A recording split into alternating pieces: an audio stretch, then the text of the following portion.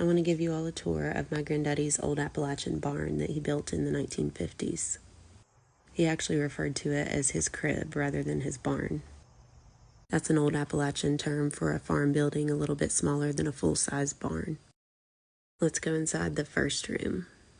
This one was always my favorite. There was some really cool old stuff in here before we cleaned it out, and I'll show you all that in another video.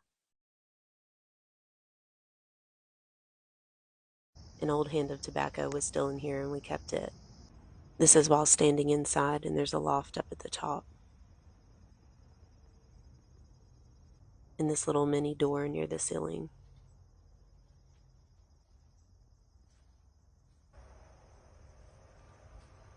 Now let's go into the main part. This part actually used to be open. It didn't have a front and a back to it originally.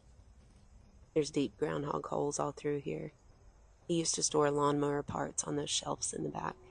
And there used to be an old red antique bicycle hanging from the ceiling. And that's a door to another room. He built this desk-like thing here, and there's my old baby doll. And there's another room back here in the back. There used to be an old desk in here that we kept. There used to be some old toy trucks in the drawers that Granddaddy had when he was a kid in the 1930s and 20s. But we can't figure out what happened to those.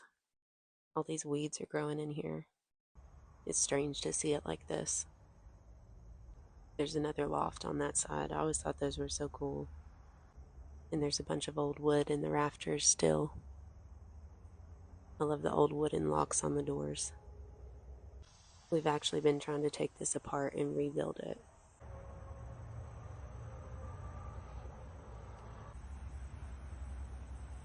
Over to the right is where their main garden was, where they grew potatoes, tomatoes, beans, corn, all kinds of things. I love the details of the old architecture in here.